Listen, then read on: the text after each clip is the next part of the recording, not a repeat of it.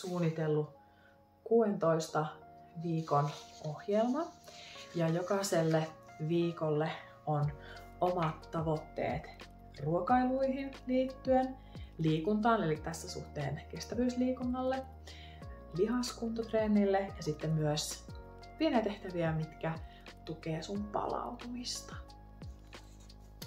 Ja tosiaan tämä on 16 viikkoa ilmanen. Löytyy mun verkkosivulta fanniindola.fi. Ja tässä on tosiaan runko. Tämä ei tarkoita sitä, että sun on pakko seurata just näin. Ehdottomasti sä voit seurata tätä ohjelmaa ihan niin kuin pilkulleen, mutta niin kuin sä varmasti tiedät, niin me kaikki ollaan yksilöllisiä. Elikkä sä ehkä huomaat, että hei, tää ja tää ja tää sopii sulle just nyt tosi hyvin, mutta tää ei lainkaan, niin sähän voit keksiä oman vaikka palautumistavoitteen. Ja se on täysin fine. Sä saat niin kuin hyödyntää tätä ohjelmaa just sulle sopivalla tavalla. Ja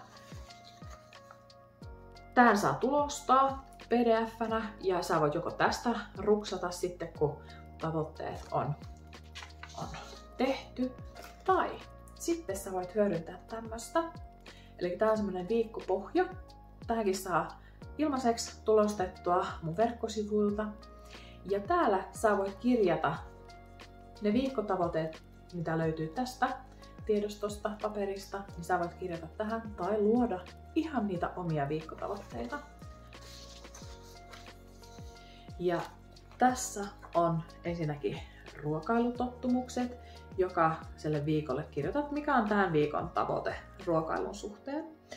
Esimerkiksi syödä aamupalaa joka päivä.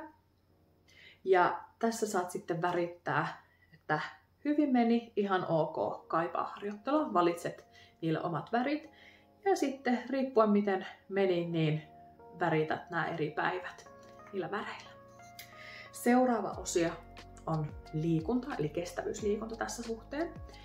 Kirjaat viikon tavoitteen ja jokaiselle päivälle tässä on tämmöinen ympyrä ja 1/4 tästä ympyrästä aina 15 minuuttia, eli tässä on niinku tunnin verran. Ja siinäkin sitten kun sä oot esimerkiksi tehnyt reipasta kestävyysliikuntaa, eli esimerkiksi reipasta kävelyä, niin jos sä oot puoli tuntia, niin sitten sä värität 2 tämmöistä pientä lohkoa sinä päivänä. Ja tähän voi totta kai myös, että jos on tehnyt rasittavaa liikuntaa, eli kestävyysliikuntaa, esimerkiksi hölkkää tai juoksua, niin sitten sä värjäät sillä värillä sitten tässä. Eli tosi semmoinen simppeli, helppo.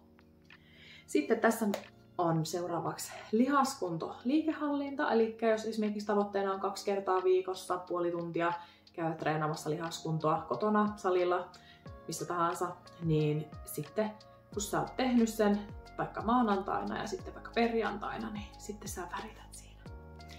Ja sitten tässä seuraavaksi on palautuminen, eli jos viikkotavoitteena on 15 minuuttia ennen nukkumaan menoa laitat kaikki elektroniikat pois päältä, eli sä et hiplaa sitä puhelinta just ennen nukkumaan menoa, ja sitten kun sä oot sen saavuttanut jo päivänä, niin sitten sä värjäät sen siihen. Ja lopuksi on vielä semmoinen viikon fiilikset, eli tässä, että hyvä fiilis, ihan ok, huono fiilis ja tietyt värit niille, niin sit sä pystyt myös pidemmällä ajalla seuraamaan, että miten ne vaikka sun fiilikset vaikuttaa myös sun liikkumiseen, sun syömiseen. Ja sitten, että jos sä esimerkiksi huomaat, että joka kuukausi tiettynä viikkona vaikka menee vähän plörinäksi. Ja erityisesti jos sä oot nainen ja sä alat huomaamaan, että hei, tietyssä kohtaa kiertoa, niin sitten tapahtuu tätä ja tätä. Niin tää on sulle työkaluna. Hyödynnä tätä sillä tavalla, mikä sopii sulle.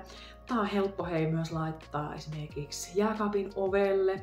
Ja tätä voi hyödyntää myös nuoret, lapset, koko perhe voi vaikka printata tällaisen ja sitten siihen kirjata ylös. Eli mulla itselläkin on pienempiä lapsia, kouluikäisiä lapsia, niin ehdottomasti hekin voivat käyttää tätä. Niin sitten he näkevät, että ei kuule, kuinka paljon tulee liikuttua ja ja tosiaan niinku omat fiilikset ja semmoset. Ja se ei tarvi olla niin totista totta, vaan niinku, erityisesti lapsille se ei tarvi olla, tai myös aikuisille, se ei tarvi olla se, että nyt on tietty niinku suoritetaan, vaan hyödynnä vaikka vaan tiettyä osiota, jos tuntuu siltä. Käytä hyödykseen tätä sun omalla tavalla. Mutta tää on työkalu ja me ollaan kaikki yksilöllisiä, että me käytetään näitä työkaluja eri tavoin. Mutta tosiaan tässä 16 viikon valmis suunnitelma. Voit muokata oman elämäsi mukaan. Voit myös pysyä pidempään jossakin tietyssä viikossa, koska elämäntapamuutos on yksilöllistä. Meillä kaikilla on vahvuudet, heikkoudet. Joillakin voi olla niin, että hei, tää viikko mä teen tän uudestaan, ehkä kerran parikin jopa, ennen kuin mä oon valmis siirtymään sille seuraavalle viikolle. Tää on täysin fine. Ei haittaa mitään, vaikka tää 16 viikon runko kestääkin vaikka 30 viikkoa. Sä meet kuitenkin eteenpäin. Hyödynnä tätä omalla tavalla. Ja tosiaan nämä on ilmaisia. Pääset lataamaan nämä alas mun verkkosivuilta www.fannyindolo.fi. Tägätkää mut mielellään Instagramissa, jos sä käytät näitä. Mä mielellään tsemppaan sua, mä mielellään seuraan sun matkaa ja tehdään tästä hyvä. Moikka moi!